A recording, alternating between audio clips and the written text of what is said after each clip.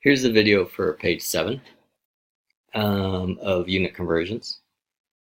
Sjors, number 4, is traveling to Europe. He withdraws 8,000 Swedish kroner from his savings and converts it to euros.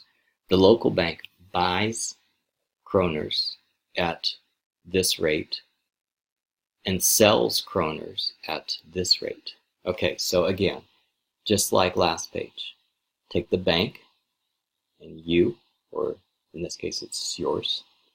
And remember that if this says local bank buys, there's certain directions, and it's always relative to the bank. So the bank buying kroners is when the kroners go this way, right? And the bank selling kroners is when the kroners go that way toward you, okay? So let's make sure we're using the right unit by using the sell rate or the buy rate, okay? So let's calculate what Sjors 8,000 kroners is going to be worth. 8,000 kroners. We're going to multiply it times a domino, where the bottom of the domino is going to be kroners, and the top of the domino is going to be euros. Oops. The symbol for euros is like this, right? Okay, and which unit are we going to use? Well, we know that Sjors is giving his kroners to the bank. So that would be this direction, right? Sjors is giving kroners to the bank, and he is getting back euros. So they are buying kroners, okay? And if they are buying kroners, then the rate is this one here. So let's use this rate. So we'll put 1 kroner is 0.111 euros. And we'll multiply that out. And if we do it this way, we're going to cancel out the kroners, and we end up with euros, which is what we want to do. So it's 8,000, 8,000 times 0.111, which gives us 888. So it gives us 888 euros, and that's the answer to part A. What about part B? The trip is canceled. How much will Sjors receive if the euros in part A are changed back to kroners? So now, what is he doing? Well, this time, the kroners, he's changing back to kroners, so that means it's this transaction where the Swedish kroners are coming back to you, or coming back to Sjors. So that would be a sell. So sell is this rate here.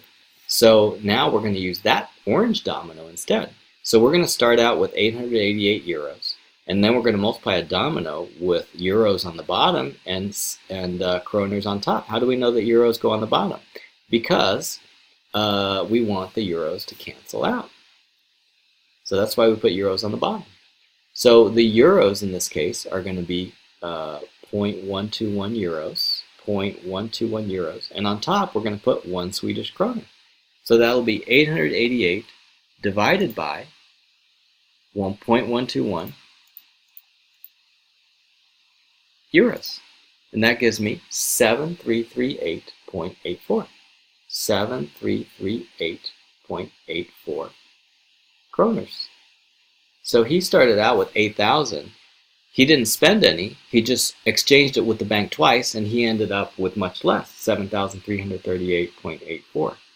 Remember that whenever you do a financial problem, you should carry it out to 2 decimal places in case the units use cents, okay? So we just did B. What about C? How much has Sjors lost after 2 transactions? So he basically lost 8,000 minus 7,338. So that would be 8,000 minus 7,338. That gives us 661.60. So if we subtract 8,000 kroners, and we subtract 7,338.84 kroners, we end up with 661.16 kroners. Okay? Number 5. Ooh, here's a Brazil problem. 1 Brazilian real is 3.984 South African rand. Giving answers to two correct decimal places. Convert 500 Brazilian reais to South African rand. And here there's no buy and sell rate, so that makes it quite a bit easier, right? So we're going to start with 500 Brazilian reais, and then we're going to multiply it times a domino, where there is 1 Brazilian real, which is equal to 3.984 South African rands. So basically what we're going to do is we're going to cancel out the Brazilian reais. We put the Brazilian reais in the bottom of the domino so that it would cancel out. And we multiply 500 times 3.984. And the answer is 1992. Oops. 1992 Brazilian reais.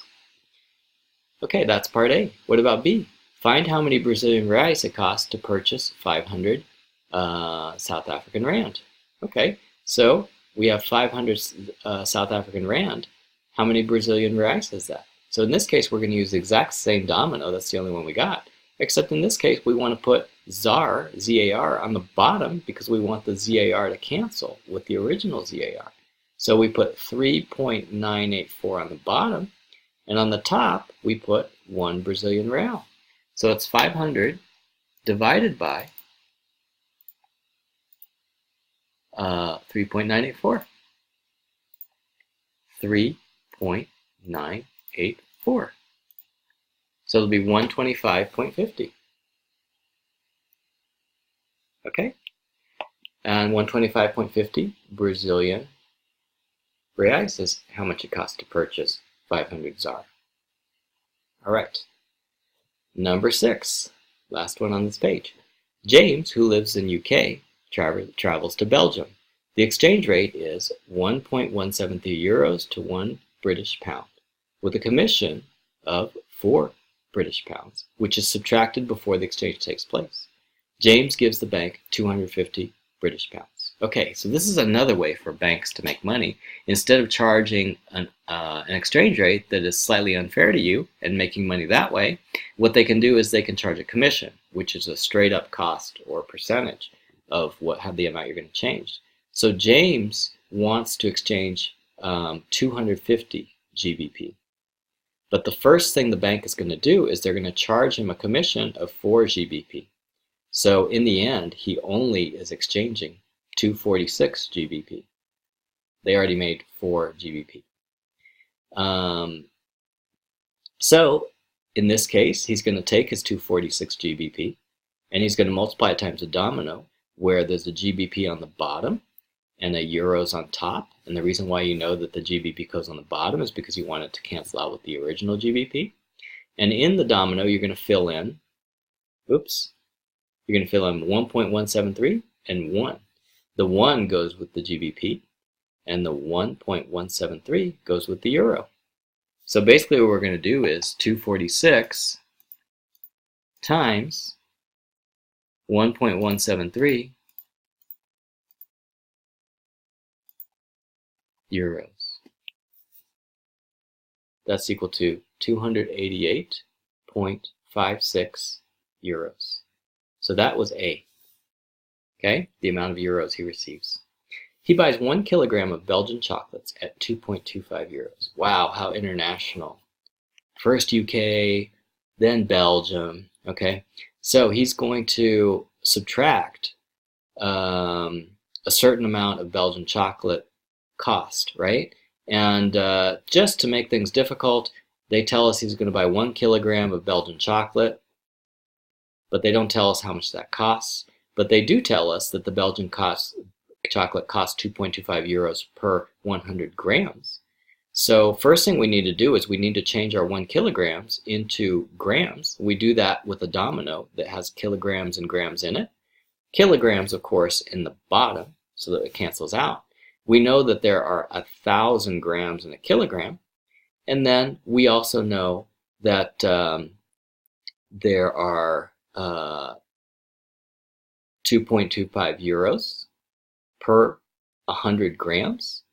And we know that the grams should go on the bottom because we want the grams to cancel out. So 2.25 euros divided by 100 grams. And that is going to be equal to 1,000.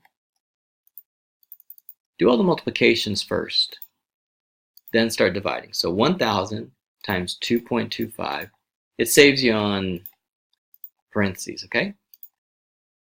Divided by 100. And you get 22.5 euros. Okay? So 22.5 euros is the cost of the chocolates. So now I'm going to take the chocolates and I'm going to subtract them from the amount of euros he received. So it's going to be 288.56 euros minus 22.5 euros. And that's going to give me the number of, oh, they don't want that. They just want the cost of the chocolates. So we already have it. That's B.